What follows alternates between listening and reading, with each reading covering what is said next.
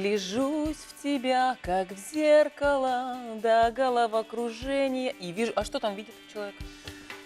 Здравствуйте, дорогие телезрители! Вы смотрите «Город женщин». И неспроста сегодня наш эфир мы начинаем с потрясающей песни в исполнении Марии Куницкой. Ведь тема нашего эфира сегодня, дорогие друзья, это близнецы и двойняшки. Мы сегодня поговорим о двойном счастье, которое посещают немногие, семьи, но это правда, двойное счастье. И сегодня наш эфир будет наполнен просто под позитивными эмоциями, потому что в нашей студии будут близняшки и одинаковыми людьми. Одинаковыми людьми, действительно. Ну что, Машенька, чем ты порадуешь нас сегодня? Ну, я тоже буду делать зеркальных близнецов, домашние уги-тапочки.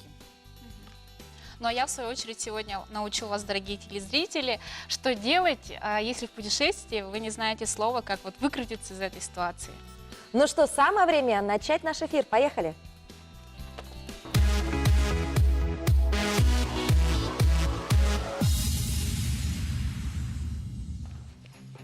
Итак, девочки, а вы знаете, сколько вообще близнецов по статистике в мире? Нет, конечно. Вообще Я знаю, без что понятия. знаменитости некоторых близнецов, а так нет. Ну, как говорит статистика, порядка 60 миллионов. И еще я знаю, что существует такое поверье, что у тебя есть 7 двойников где-то по миру. Да? То есть, девочки, это, не знаю, насколько это правдивая информация, но можно об этом задуматься. Я, например, в своем глубоком детстве все время думала, что вот захочу, и у меня будут близнецы. Вот прям мечтала. Я думала, что это происходит по воле твоего желания. А потом, повзрослев, я услышала вот про такое поверье, что есть где-то твой двойник, и я всегда думала, ну вырасту, объеду весь мир и найду. Надо было тебе желание Дед Мороз загадать. Написать «хочу близнецов». Действительно, но под елку положить.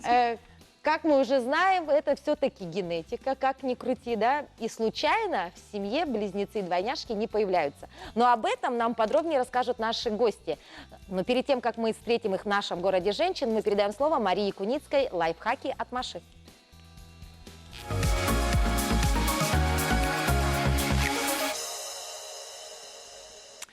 Добрый день, опять среда, и мы будем сегодня творить и сотворять тапочки домашние для себя любимые или для кого-либо то ни было, если вы не сочтете, что вам они нужны.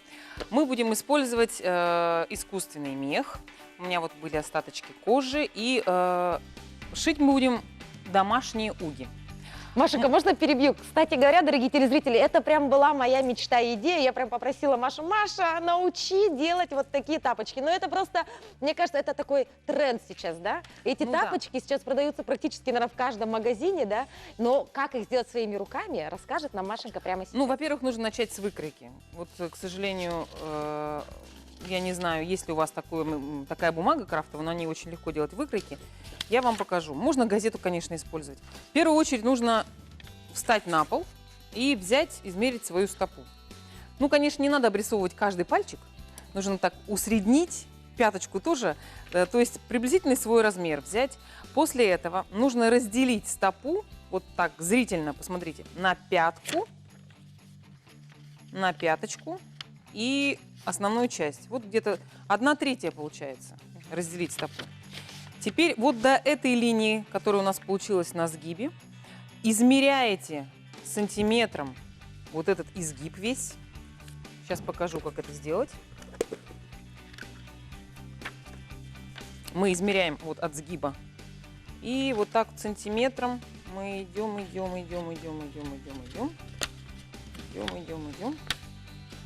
Без пяточки. Без пятки. Измеряем. У нас получилось 36 сантиметров.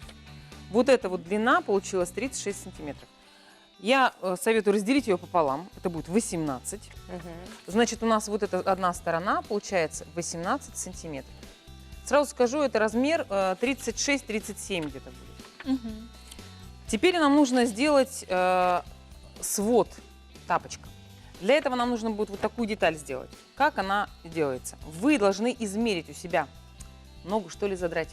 Так, я сейчас на туфли покажу. Вот у нас туфель. Вы должны поставить, вот у вас нога, вы должны вот так поставить ногу и измерить вот это расстояние. Подъем. Вот этот взъем называется. Взъем, да, да. взъем. Ну, здесь он будет равен 21. Это расстояние у нас будет вот это. Ага. То есть вот эта длина у нас полусферы будет равна 21. Ну, то есть это вот ширина ботиночка, да, правильно да, я да, понимаю? ширина, совершенно верно. Вот. Вот так Итого у нас должно получилось... получиться. Ага. Ты сколько сделал Теперь сантиметров подождите, помните, у нас была длина 18? Мы должны построить линию 21 сантиметр. Высоту мы отмеряем, длина вот этой вот линии, которую мы отметили. Мгм. Она у нас равна 17 сантиметрам. Мгм. Потом откладываем 18 и скругляем ее. Получается полукруг. К нему приделываем вот такую странную деталь. Это что? Это деталь, которая идет у нас вот отсюда уже. Вот так. Понятно. Здесь мы измеряем оставшееся вот это расстояние. Мгм. Делим опять его пополам. У нас остается вот эта линия. Вертикаль проводим, квадратик. Да, простой квадрат строим. И вот здесь вот вырезаем уголок, опираясь вот на эту длину, которую мы сделали. Вот здесь. Мы откладываем эту длину. У нас получается 12 сантиметров. Отрезаем, делаем вот так надсечку и просто делаем полукруг, а здесь величина, которую вам удобно вертикально. Мне кажется, телезрителям придется несколько раз посмотреть Можно. запись нашей Да. программы, чтобы понять все эти размеры, Но где что можно вырезать. сделать на глаз и подгонять, Мгм. как, собственно, делают очень многие швеи, которые не... да. Значит, Дорогие телезрители, не забываем о том, что вы можете посмотреть повтор наших программ в различных социальных сетях. И обязательно, мне кажется, там вы, ну уж точно подберете вот размеры от Марии Куницкой для ботиночек. Ну что, Машенька, Ну, мы... сейчас будем делать выкройку просто, а потом будем разговаривать уже. Ну что, Машу мы оставляем, итоги мы, как обычно, подведем в конце нашего эфира. Ну а мы возвращаемся к теме нашего сегодняшнего эфира. Это у нас близнецы. И у нас в студии сейчас появится девушка с очень интересной историей. Давайте поприветствуем в городе женщин Ирину Строеву. Здравствуйте, Ирина. Здравствуйте. Добро Здравствуйте. пожаловать, Добро присаживайтесь. Так, ну что, девочки, открою вам небольшую тайну. Ирина, ну вроде бы пришла одна, да? История-то, как она может относиться к нашему эфиру? А все просто. Дело в том, что Ирина является одной из двойняшек. То есть у нее есть сестра, и у нас есть, кстати, фото, да? Ирочка, ну расскажите, как давно вот в вашей семье появилось такое двойное чудо? У меня родились дочки-близняшки. Ага. Это чуть И- об этом чуть позже. себя. А вас? Мы с сестрой родились в далеком 82-м году, Мгм. 19 марта. Что рассказать? Мы совершенно разные. Мы двойняшки, мы абсолютно разные. Мы даже внешне не похожи. Она на папу, я на маму. Это было в 82 году. Да. Вот расскажи, пожалуйста, наверное, тебе родители рассказывали, как тогда вообще вас встретили, да, вот насколько... Ну, сейчас близнецы как-то это стало более и тройняшки, да, у нас уже стали появляться. А вот в то время насколько было вот сложно и вообще, как твоя мама рассказывает вам вот историю вашего Да, рождения? мама ходила тяжело, прямо у нее был огромный живот, говорит, заходила в магазин, все расступались, и вся очередь расходилась, потому что идет мама с животом. Сначала Она- заходил живот, да? Да, реально, сначала заходил живот.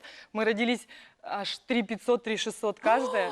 Ну, это Притом для огромные. двойняшек Да. это огромные. Весь роддом, говорит, мама, сбежался, чтобы посмотреть, какие там огромные родились двойняшки. Ну вот, значит, все-таки роды прошли успешно, вы родились здоровенькими. Разница 10 минут у нас. Мама сама рожала. То есть это, получается, для мамы оказалось сюрпризом. Она не знала, что она беременна двойней? Или Нет, знала? она знала, что будет Знала. двойня, да. По такому огромному животу там вообще нет. Отлично. Нет, Ну ну обычно вот, же как-то прослушивают, да, наверное, у нее прослушивали. Да. УЗИ тогда было? Сердце. УЗИ, по-моему, тогда по-моему, же не в было. нашем детстве. Мгм. Вот мы сейчас, дорогие телезрители, видим фотографии из детства Ирины и ее сестренки. Замечательные фотографии, но вот ты рассказываешь нам о том, что вы совершенно разные, да? Вот здесь возникает вопрос, двойняшки. Все-таки акцентировать внимание нужно на этом, что вы двойняшки. Характеры. Какие у вас характеры? Разные. Разные. совершенно, Вообще разные. Она такая у нас боевая, лидер, получает по сути своей, а я уступчивая. Всю жизнь уступала, и моет голову ей, она кричит, не мойте мне голову, в глаза попадает. Я говорю, помойте мне за нее всегда. Кто родился первый? Я. Я. А, И вы На 10 уступчивая? минут. Да.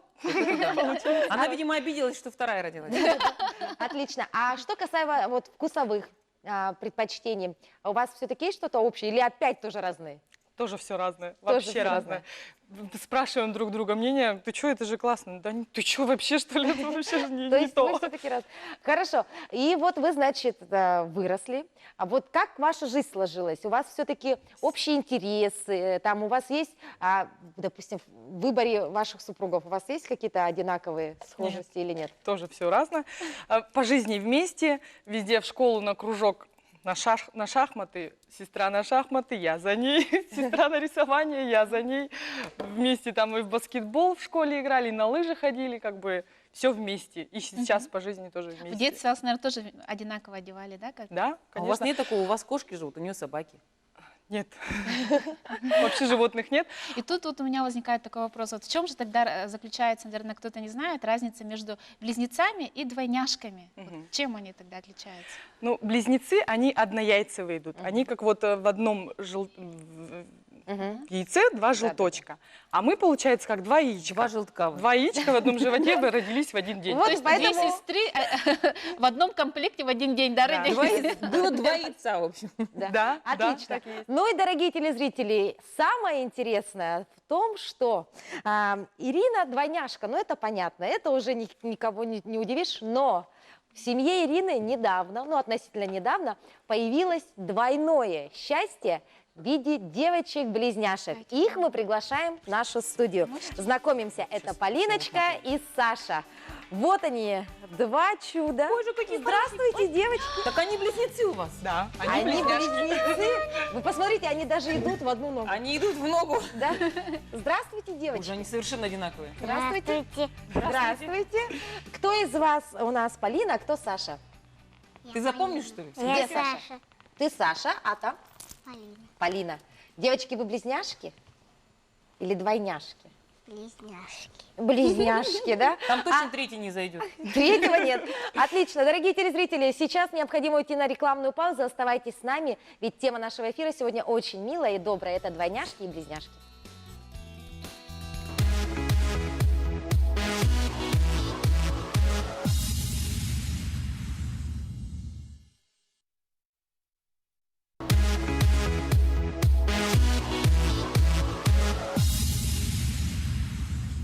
Мы продолжаем эфир «Города женщин», и сегодня тема нашего эфира – это близнецы и двойняшки. И до ухода на рекламу мы познакомились с Ириной Строевой. Ирина у нас является одной из двойняшек, но в ее жизни произошло чудо, ведь она стала мамой двух потрясающих близняшек, девочек – это Полина и Саша. Девочки у нас появились в студии, прям зашли с одной ноги, то есть они у нас такие прям, ну видно, парочка, да? Ну и расскажите, пожалуйста, Ирина, ну вот все-таки есть такое, ну не поверье, да, медицинское даже, да, наверное, показание к тому, что близнецы появляются через поколение, если даже не через два поколения. Вот как ты узнала о том, что у тебя будут близняшки? Вообще неожиданно пошла делать УЗИ, вообще узнать, беременна ли вообще. Ну, там совсем маленький срок был. Пришла Крутикова Маргарита Львовна. Да, есть. И не один. Как? Такая в шоке была. Вот как яичко, как в яичке два желточка, говорит, у вас близняшки. Я говорю, да вы что? Ну, близнецы, не сказали же еще там пол. Но, говорит, еще не точно, срок маленький, 4 недели, только через 2-3 недели придете, повторим УЗИ, и там уже точно будет. Ну и вот каково твое первое впечатление, да? Все-таки ты прожила уже жизнь вот это, да, когда ты рождаешься с одним человеком, да, у тебя жизнь делится как бы на две части, да, и тут ты, вот совсем скоро у тебя появятся вот такие близнецы. Конечно, я очень была рада, очень была счастлива, и прям очень хотела, чтобы были девочки именно. А что касаемо вот родов, да, вот у тебя есть, я знаю, что у тебя есть старший ребенок, вот как протекала эта беременность? Насколько сложно? Или все-таки слишком... Мне кажется, я бы еще ни одного родила.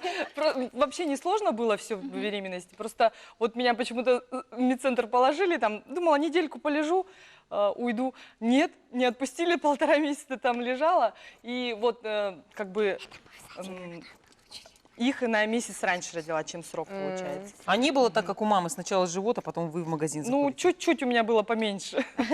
Отлично. Ну и вот сейчас девочки растут, радуют, наверное, всю вашу семью каждый день. Вот расскажи, все-таки ты говоришь, что с сестрой вы двойняшки, и вы совершенно разные в характерах, вкусовых. А вот как девочки, они все-таки похожи друг на друга или нет?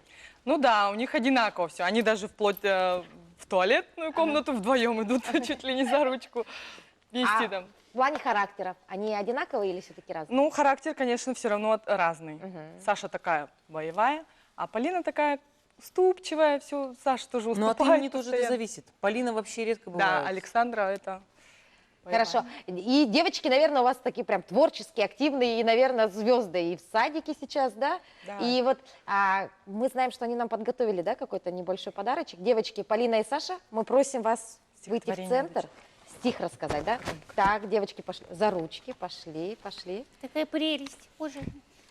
Так, встаньте вот туда. Наверное, туда. надо дать микрофон, да? У них есть Так, нет, у них есть. Так, Ага. все. Громко. Итак, выступают у нас Полина и Саша Строевы. Мама в шоке, папа тоже. Мы с тобой так похожи, как тарелки, пирожки, как на улице снежки, как ромашки на поляне, как конфеты две кармане, как ладошки, как косички, как две сестрички, как две близняшки. Отлично, браво, девочки. Хорошо, у меня вопрос такой, Ириночка, совсем немного времени. Подскажи, планируешь ли ты еще? Близнецов. Нет, только внуков теперь. Только Надо ждать. внуков. Ну что, мы желаем девочкам удачи, успехов, растите умницами, красавицами и всего вам самого наилучшего. Ну а сейчас самое время перейти к нашей постоянной рубрике Love Story. Сегодня мы расскажем вам о потрясающей красивой семье, где глава семьи считает, что каждый мужчина должен отслужить в армии. Внимание на экран.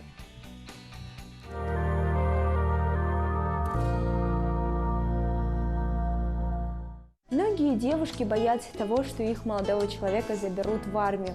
А стоит ли, узнаем прямо сейчас. Как же начиналась ваша история любви? Мы познакомились вообще в школе в 2011 году. Я лежала в больнице, и получилось так, что у меня сестра с другом пришли меня навестить, и получилось так, что Альфред с ними тоже пришел. Я как бы не ожидал, что девушка будет после операции. Ну, сразу как-то на позитиве начали общаться. Как-то весело стало. Ну, первый год мы вообще просто общались через социальные сети. После вот как-то переросло все, и мы стали лучшими друзьями, которые делились всем. То есть вроде вот сколько лет уже общались, да, вместе дружили, были, ну, прям на разлей вода, всегда друг друга поддерживали, понимали. А потом вот пришел, и как будто в первый раз так неловко так было, ходили за ручку, так, ну, не знаю. Вот, встретились и даже не знали, что делать. Посмотрели друг на друга и поулыбались. Как вы восприняли новость о том, что вашего мужа забирают в армию? Я была на учебе, и я плакала. Я честно заплакала. Меня даже одногруппники, то есть, утешали, чтобы я не плакала.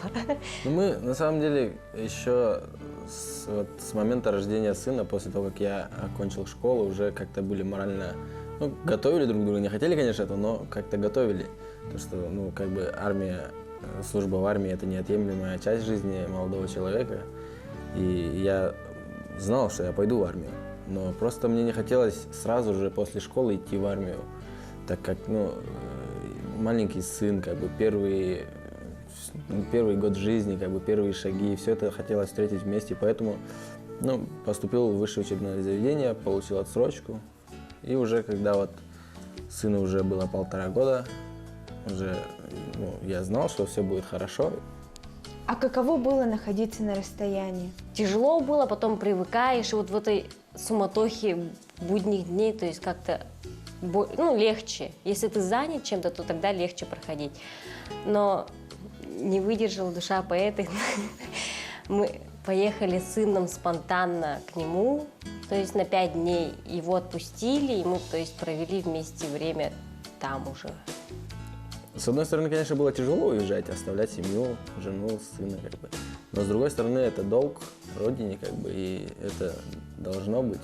А сейчас мы с вами поиграем в нашу традиционную игру и узнаем, насколько хорошо вы знаете друг друга. Готовы? Первый вопрос. Назовите любимый цветок вашей супруги. Раз, два, три. Роза, молодцы, есть попадание, отлично. Идем дальше. Назовите любимое блюдо вашего мужа. Ой, я не помню, честно.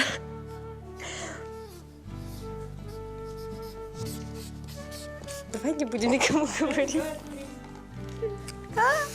Я отгадала. Куда бы вы хотели отправиться отдыхать всей семьей?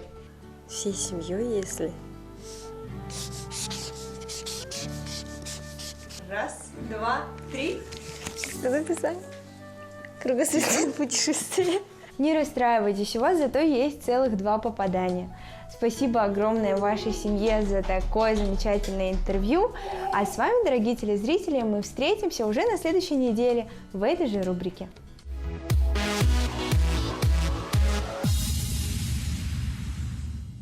Добрый день, дорогие телезрители! Вы продолжаете смотреть «Город женщин». И с вами я, Анастасия Кондакова, и рубрика «Английский язык». Итак, бывает такая ситуация, что в путешествии, допустим, или в разговорном английском языке, когда вы разговариваете с иностранцем, что не знаете слова, да? Актуальная проблема? Актуально. Очень актуальная проблема, и люди И у меня начинаешь часто- делать так. Да, или начинаешь руками показывать, да, но что делать, если то, что нам нужно, не показать руками, да?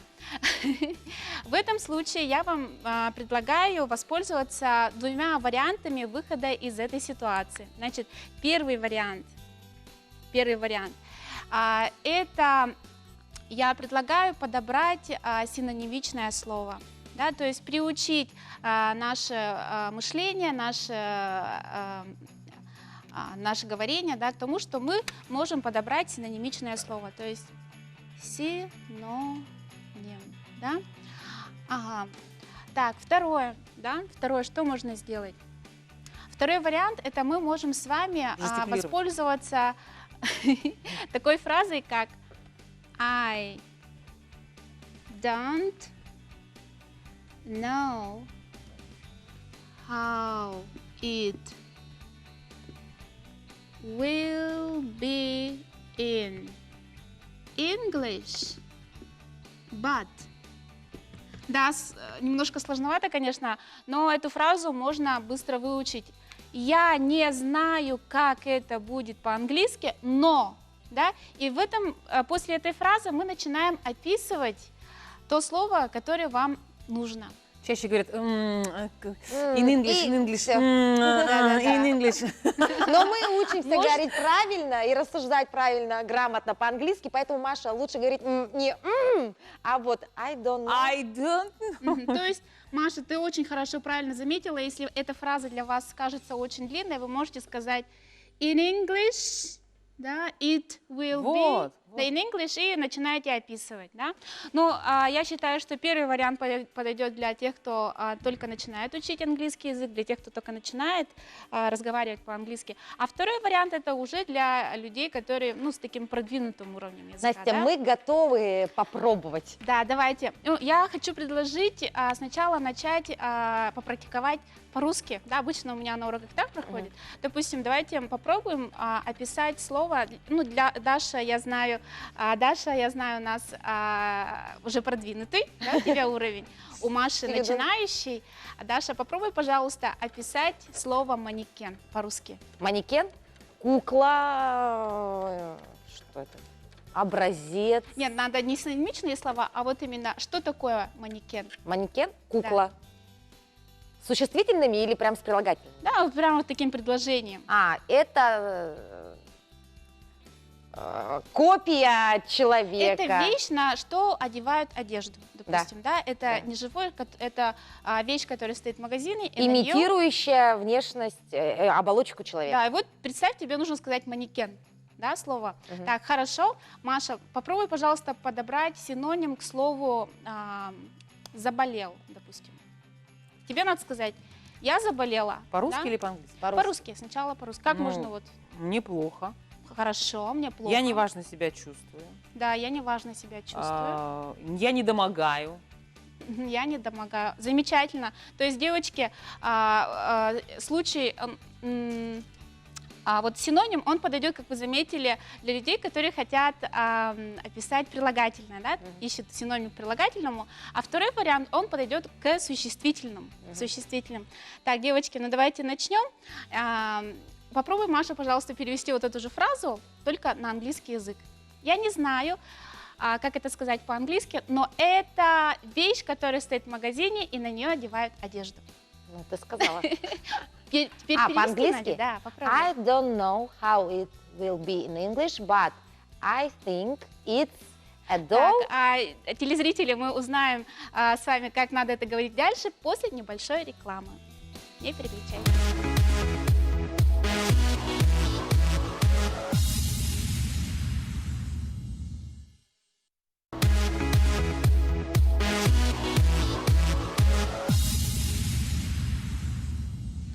С вами «Город женщин», и мы продолжаем говорить по-английски.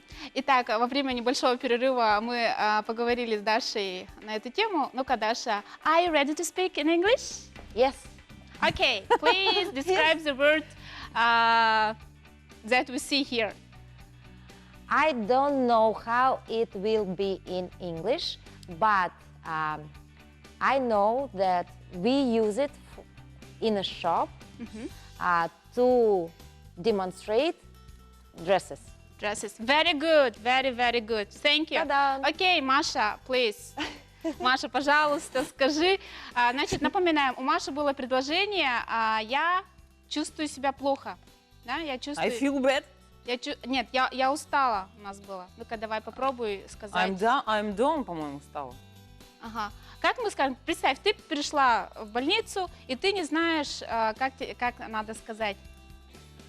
Так, Слово «я там устала». как у нас было? I don't know will be in English. But Машенька, это для продвинутых. А нам надо синоним подобрать. Да, синоним. Я же пень, я забыла. Так. Синоним чего? Я не знаю. Опять синоним чего? Ну, I don't. Нет, Вот синоним- смотри, ты don't. знаешь, как сказать «я чувствую себя плохо»? I feel bad. Хорошо, а я заболел? I'm sick. А я устал. I'm tired. Потому что я Маше подсказала это. Ну, то есть, в любом Ладно, случае. наша задача, короче, ладно, представь, Маша, ты не знаешь, да, что тебе нужно сказать, ну, что ты не знаешь слова «я устала». Как бы ты с помощью синонима выкрутилась из этой ситуации и сообщила человеку, что ты устала?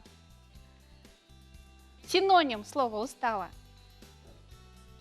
Я чувствую себя плохо. Ну, I feel bad, я же сказала. Ага, молодец. Вот, I feel Bad. Bad. bad. А потом Замечательно. должна объяснить, по каким причинам I feel bad. Ага. Это уже другая история. Ну что, Это уже совершенно Хорошо, другая что история, если я не да. пойду к женскому врачу объяснять. спасибо большое. Спасибо большое, Настя. Мы, как всегда, благодарны Анастасии Кондаковой за прекрасные уроки английского языка. И я думаю, что совсем скоро мы будем владеть английским в совершенстве. Ну и самое время перейти к одной из наших самых любимых рубрик. Это Beauty Time. Внимание на экран.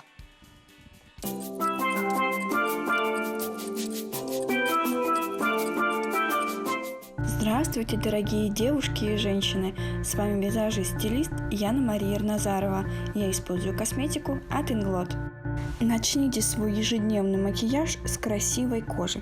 Используя дневную сыворотку, она эффективно увлажняет и питает кожу, идеально подходит как база под макияж.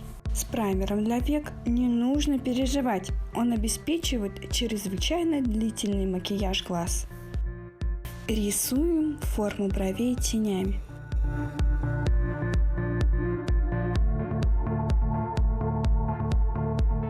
Теперь фиксируем тушью для бровей. Тушь прокрашивает каждый волосок, зрительно увеличивая объем. Бежевый мягкий карандаш визуально увеличивает глаза. Черный карандаш Каял мягко очерчивает контур глаз, создавая бархатистый эффект. Карандаш послужит базой под тени.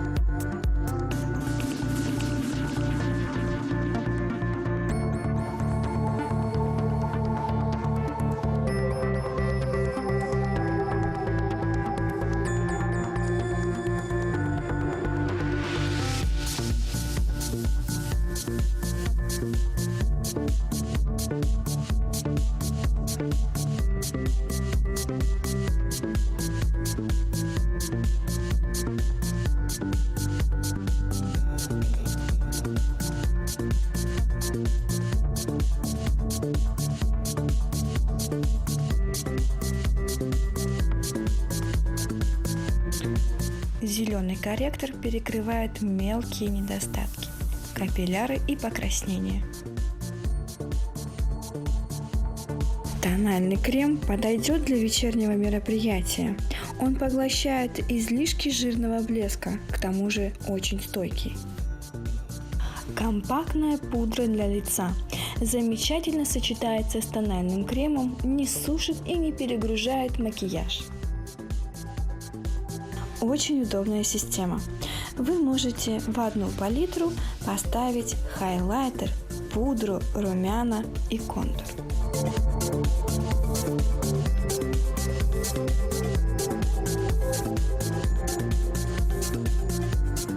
С праймером для губ я уверена в идеальных губах до 6 часов. Мой идеальный макияж готов. Любите себя и будьте любимы. До новых встреч! Желаю вам удачного дня!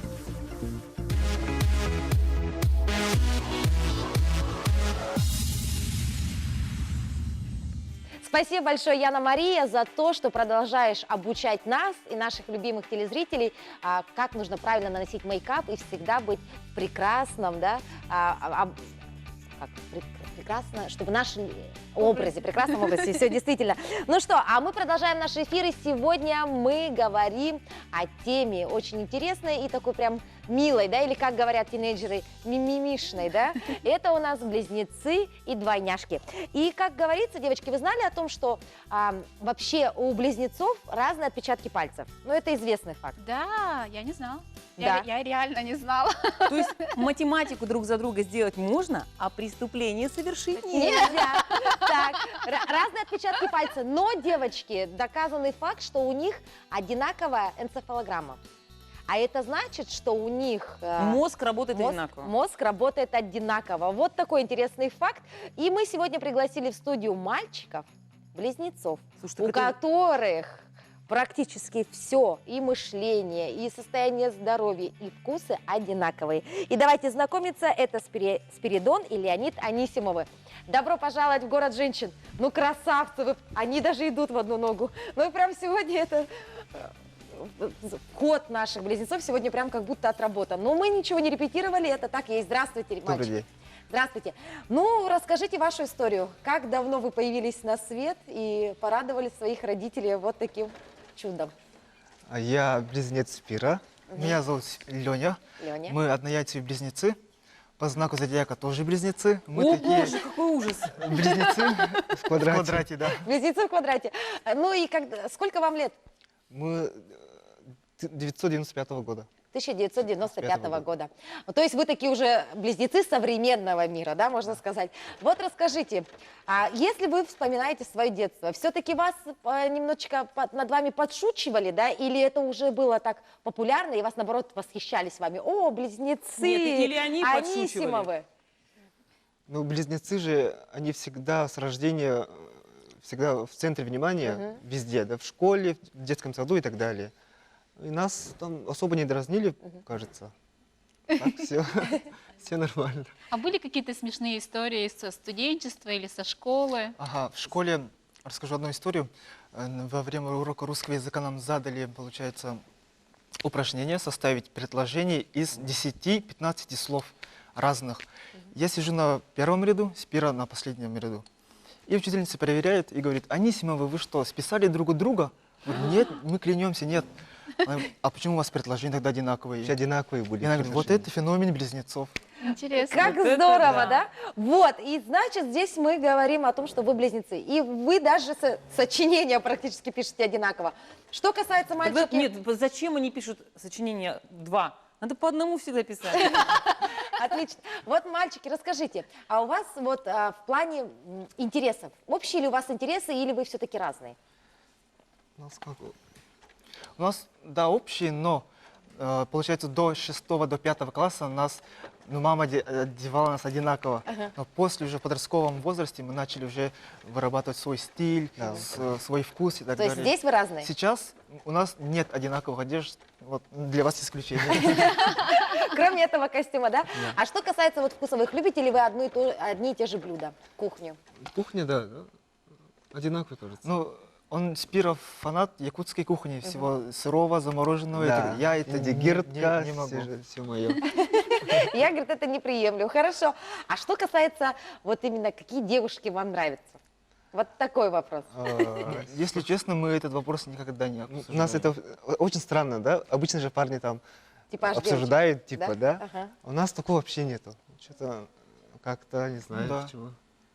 Ну, если посмотреть на ваших подружек, у вас все-таки один типаж? Вы в близнецов не влюблялись? Нет, но знакомились. Познакомились, да.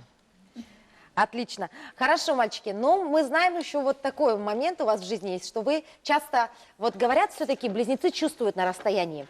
И вот я даже читала такой момент, что бывает такое, что даже в разных городах они могут заболеть. То есть один простыл и другой простыл. Вот у вас как с этим обстоят дела? Да, у нас практически история болезни, вот тетрадка же есть, вот это у нас практически идентично вообще с рождения. Даже, например, утром Леня получит какую-то ранку, вечером в том же месте у меня будет какая-то ранка.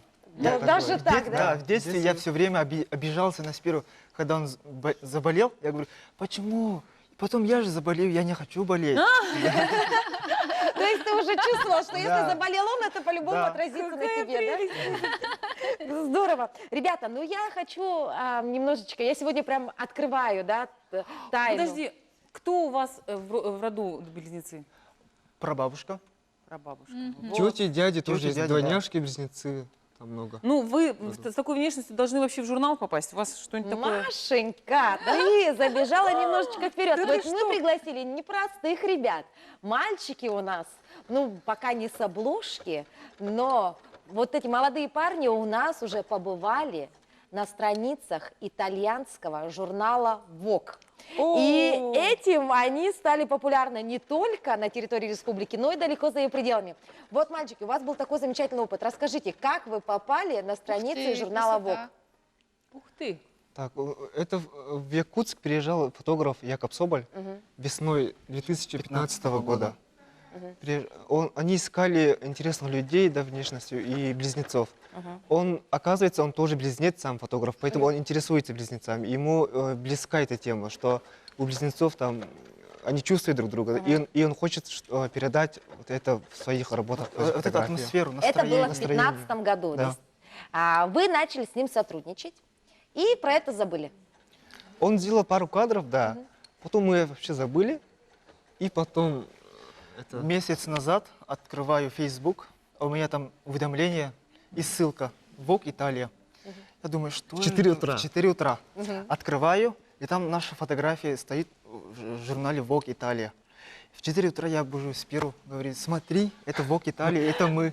Какой замечательный рассказ, дорогие друзья. Не переключайтесь, оставайтесь с нами, потому что сразу после рекламы мы продолжим эту интересную беседу.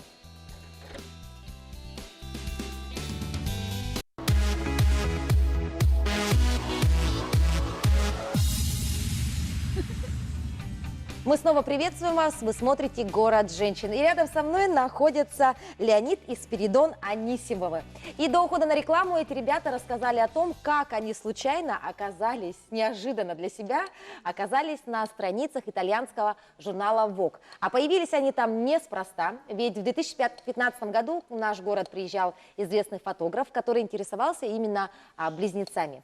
Он провел, видимо, фотосессию, да, небольшую, и вот как рассказывали нам ребята, что в 4 утра месяц назад в Твиттере они увидели, что они стали героями, да, глянцевого журнала Vogue.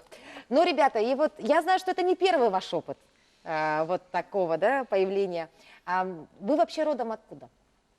Мы родом из Верхоянского района. С Верхоянского района? Ага. И где год назад, да? Год назад, наверное, этот главный газета же есть, The Guardian, Англия. в Англии. В Англии. Вон там появилась статья, и она называлась «Близнецы из самого холодного города в мире, на Земле». Вот, и на обложке тоже мы стояли. Это тоже... вообще было. Круто, это вообще же круто. Это мировой уровень. Да, и Конечно. Вот эта фотография, еще с Якобом Соболем была ее ученица Сара Рейсагер. И она тоже делала свой репортаж, свою книгу, да. И там тоже, она пару, вообще 3-4 кадра сделала и все. Мы подумали, ну, наверное, это ученица и так далее. Да. И она выпустила книгу под названием «Frozen».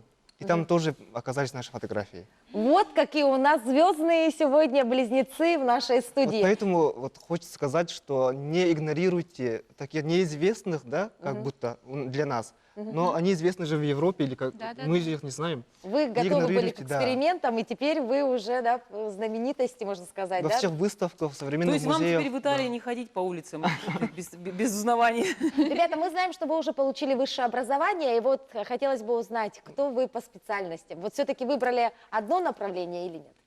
Ну, это не высшее образование. Я получил образование фельдшера. И, пользуясь случаем, сегодня день фельдшера же. Поздравляю всех фельдшеров. Передаю привет медицинскому колледжу, моему куратору, директору, всем. Отлично, значит, ты у нас фельдшер. Фельдшер, да. А что касаемо брата? Я экономист, бухгалтер. Разные профессии, как же так? Разные профессии. Ну что, вот у нас совсем немножечко времени осталось. Спиридон и Леонид, вот до ухода на рекламу мы вот хотели задать вопрос вам. Все-таки в чем плюсы, когда вот у тебя есть брат или сестра-близнец? Это, во-первых, твой лучший друг на всю жизнь. Это огромная удача. Я не представляю свою жизнь без брата. А минусы что? Минусов? Ну, болеем. Две родителей, двойные заботы. Двойные хлопоты для родителей. Двойные хлопоты для родителей. Ну, я думаю, такие парни, это все-таки образцово-показательные ребята, и мне кажется, вашим родителям повезло, и им огромное спасибо за то, что воспитали таких потрясающих, красивых и талантливых ребят. Ну что, Машенька, время нашего эфира подходит к концу. Маша вся трудится, вся в заботах и хлопотах. Да. Где же наши ботиночки? Ну вот как раз один на подходе. Я не мать природы, которая близнецов создает. Видимо, у меня получается пока создать только одного. И то только в процессе, так сказать, ну не говорится, не зачатия, а создания. Ну, Ну отлично. вот сейчас как раз последний шов я выверну. То есть те заготовки, которые мы приготовили на бумаге, мы перенесли на искусственный мех, вырезали, и теперь Да, ты это и все сшиваешь. уплотнили нашу стопу кожаной стелькой специальной. Сейчас вот я как раз, ну буквально последняя строчка здесь остается. Я покажу, чтобы... Ну, как у нас уже был один раз такой случай, когда получилось, что... Ну, я еще раз говорю, я специально хотела, так сказать, демонстрировать, что, в принципе, это шить недолго. Поэтому я не делаю заготовок дома, хотя могла бы, конечно, шить быстро и показать, что вот за 45 минут можно. Но вот здесь в твоих руках бывают всё это- накладки небольшие с точки зрения времени. Итак, ну что, Ну вот, все. Но тем временем у нас... Маша готова. Вот Да, вот получился одна у нас. Чуня ее можно назвать, можно Уга назвать.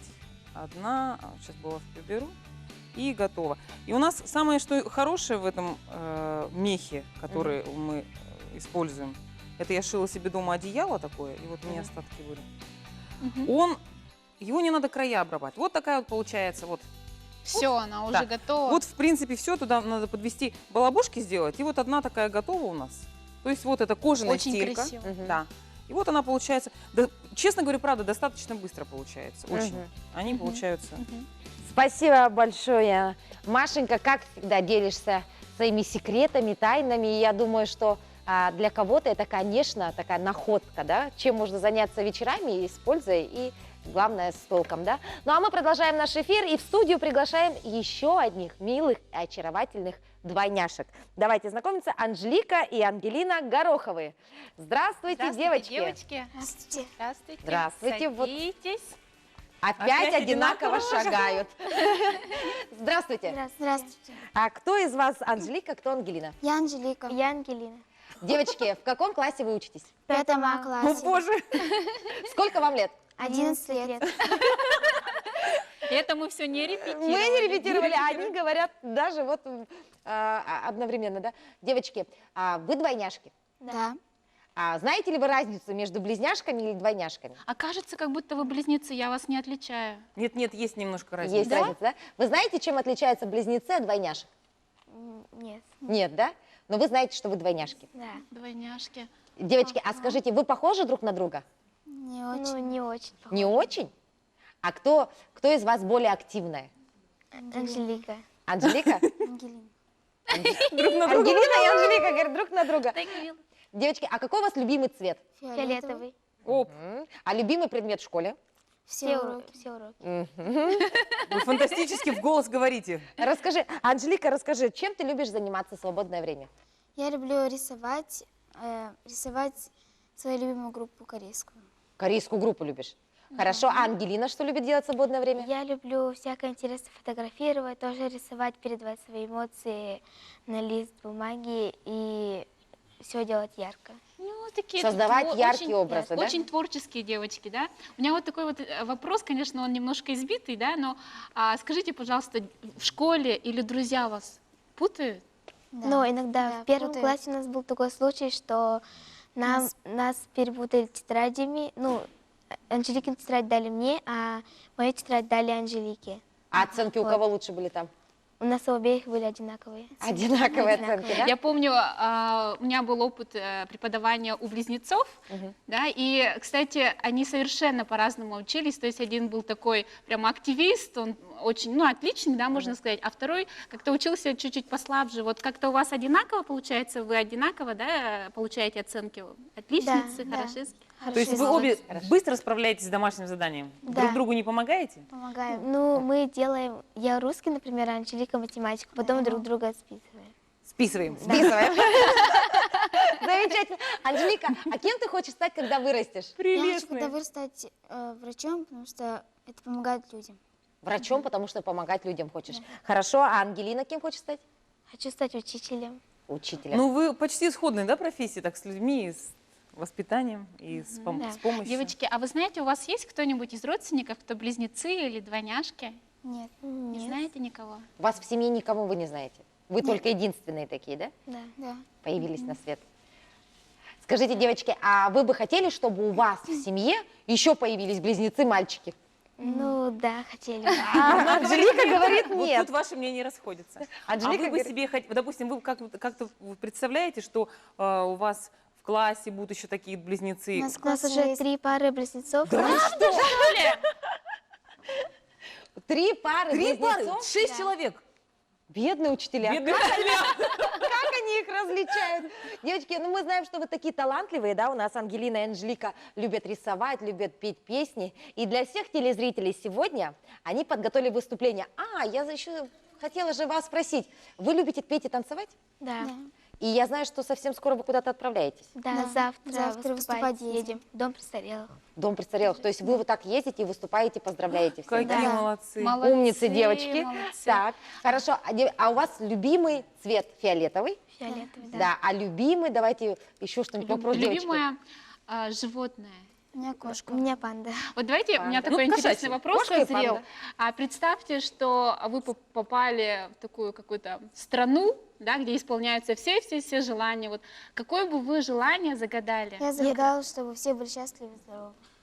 Я Все тоже. были счастливы и здоровы. Какая молодец. Ой, какие Ангелина бы что Я бы загадала? загадала, чтобы у всех сбывались свои мечты, чтобы у всех был в жизни успех и здоровье и счастье.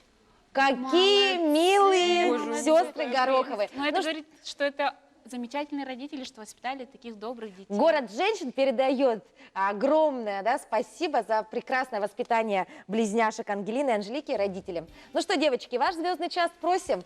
И девочки Минута подарят, славы. да, подарят выступление для всех телезрителей.